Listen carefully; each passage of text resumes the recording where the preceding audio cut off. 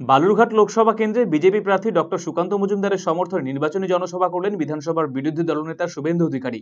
সোমবার Itahar high school মাঠে BJP নির্বাচনী সভায় কয়েক হাজার কর্মী সমর্থক উপস্থিত ছিলেন।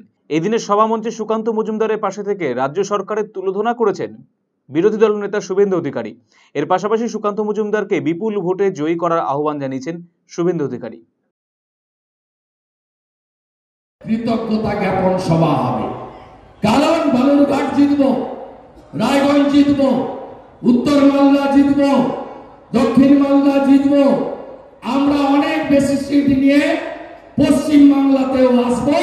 আর এই সরকারটাকে তাড়ানোর জন্য 1.5 বছর নয়, কয়েকটা মাস অপেক্ষা করতে হবে। এসএসসির পরীক্ষা, শূন্য পদে নিয়োগ, ওই মার্কশিটের ভিত্তিতে মেধা অনুযায়ী নিয়োগ, সব কন্ট্রাকচুয়াল, ক্যাজুয়াল, আশা কর্মী, আইসিডিএস কর্মী, প্রাণী মিত্র, civic volunteer, village police, VLE, VRP, data entry operator, সম কাজে সম বেতন যদি কেউ দিতে পারে ভারতীয় জনতা পার্টি দেবে, অন্য কেউ দিতে পারবে না।